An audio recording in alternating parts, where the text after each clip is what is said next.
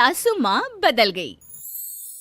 कहानी उस घर की है जहाँ बहू और बेटी को एक माना जाता था, लेकिन फिर अरे शिखा बेटा, तू रसोई में क्यों घुसी रहती है? जा, रोटी मैं बना लूंगी। नहीं नहीं माँ जी, आप बैठिए, बस सारा खाना बन ही गया है। श्वेता को बोल देती हूँ, वो खाना लगा देगी सबका। सॉरी भाभी, मेरे पास वक्त नहीं है। माँ, मुझे पैसे देना, पार्लर जाना है।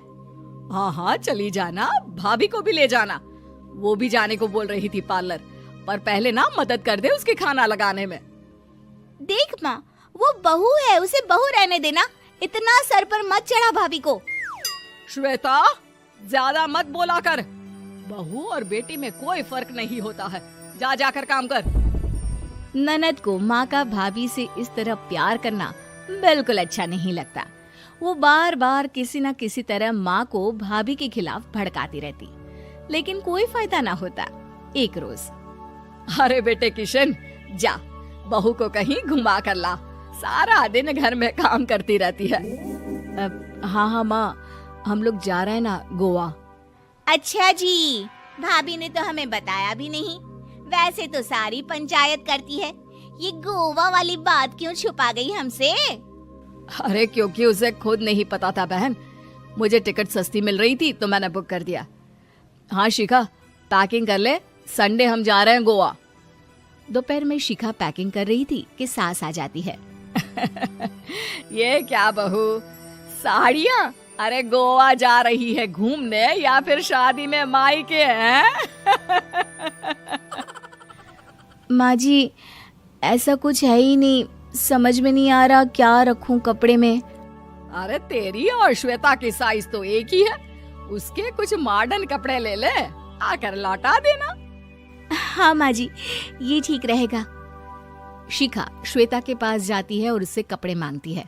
ना जी ना, मैं अपने कपड़े ना दूं, वैसे भी फैल जाएंगे मेरे कपड़े, बहुत महंगे वाले हैं। शिखा मुंह लटकाकर कमरे में आ जाती है तो सास कहती है, चल तैयार हो जा, तुझे मैं शॉपिंग करा कर लाती हूँ गोवा की। बस फिर क्या था, सास बहू निकल जाते हैं मार्केट और एक से बढ़कर एक ड्रेस खरीद कर घर आते हैं। पहले बता देती कि नए कपड़े दिलाने वाली है भाभी को, तो मैं अपने ही दे देती ना भाभी को, मुझे दिला देती नए कपड़े। देख श्वेता, परिवार का मतलब सबके साथ रहना होता है, ना कि सिर्फ अपना सोचना। वैसे भी तुझे अच्छे संस्कार सीखने चाहिए। और रही बात कपड़ों की, तो शिखा, आज से घर पर भी तू मॉडर्न कपड़े ही पहनेगी। कोई जरूरत नहीं है ये साड़ी वाड़ी लपेटने की। अब क्या था, घर पर श्वेता और शिखा एक जैसे रहते।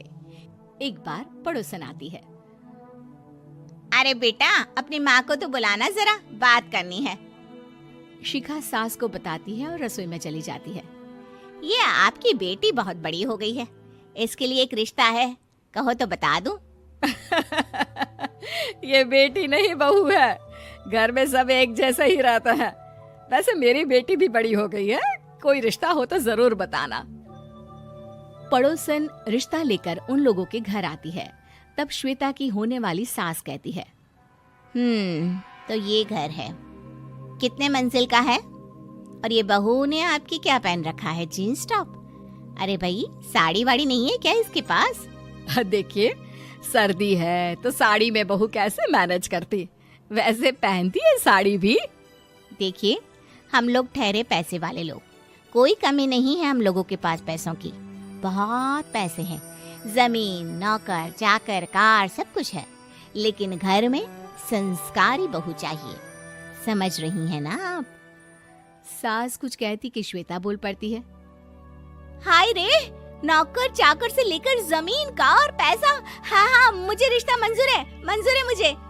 अरे रुक जा श्वेता, मैं बात कर रही हूँ ना। देखिए, हम लोगों के घर इतनी आजादी नहीं मिलेगी।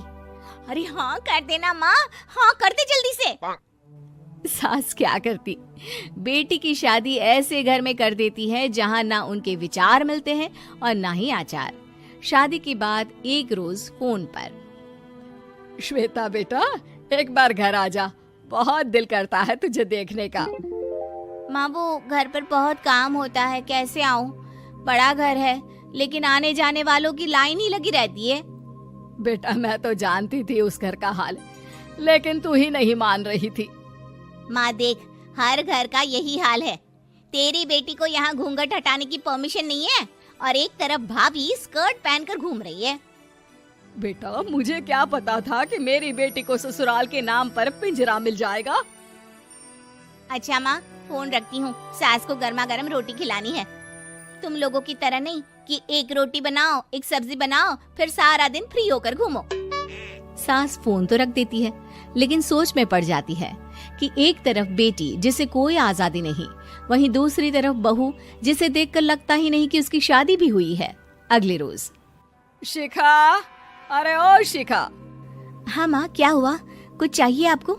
मैं जिम जा रही थी। जिम के कपड़ों में बहू को देखकर सास को घूंघट में अपनी बेटी का ख्याल आता है। देख बहू, घर में बहू की तरह रहा कर। इतने टाइट कपड़े पहनकर जिम जाना पसंद नहीं मुझे। जा जाकर रोटी बना।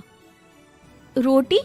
माँ अभी तो शाम के 6 बजे हैं, इस वक्त रोटी? अब क्या मेरे खाने पीने पर भी पहरा है? अरे जब मर्जी तब मैं अपने घर में खा भी नहीं सकती क्या? बहू को अजीब लगता है। वो समझ नहीं पाती कि जो सास कल तक इतनी सपोर्टिव थी, उन्हें अचानक से क्या हो गया।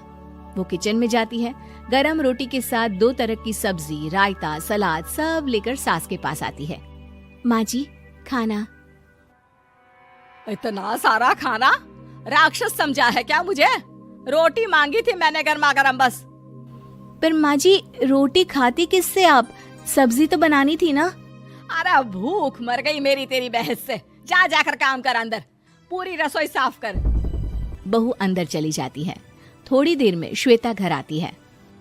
अरे शिखा, जल्दी से चाय ला, पकवान बना, मेरी बेटी आई है। अरे नहीं नहीं माँ, ड्राइवर बाहर खड़ा है। मैं तो घर का कोई सामान खरीदने के बहाने यहाँ आ गई हूँ, मुझे जाना होगा।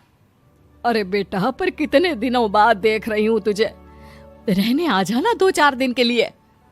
आ जाऊंगी माँ, जब मेरी सास मरेगी तब। मैं तो रोज मन्नत मानती हूँ कि मेरी सास मर जाए तो अच्छा है। अच्छा चल, जा रही हूँ माँ। हे भगवान, कैसे कैसे दिन देखने पड़ रहे हैं मेरी बेटी को। सास अंदर जाती है, जहाँ श्वेता की जिम वाली सहेली का फोन आया होता है। क्या बात है, आज जिम नहीं आई? अरे पता नहीं यार, आज माँ को क्या हो गया अचानक।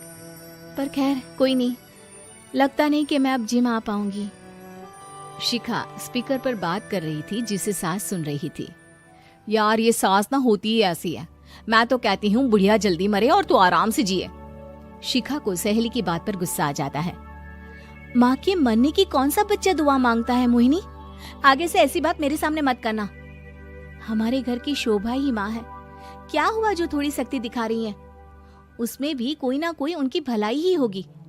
मैं तो कहती हूँ भगवान मेरे जैसी सास सबको दे, जो सिर्फ माँ की तरह है। सास वाली तो कोई बात ही नहीं है उनमें। सास ये बात सुन रही थी। उनकी आंख में आंसू आ जाते हैं कि क्यों वो बेटी की किस्मत में बहू को भी भागीदार बना रही थी। शिखा, अरे ओ शिखा, क्या हो गया? जिम नहीं जाना?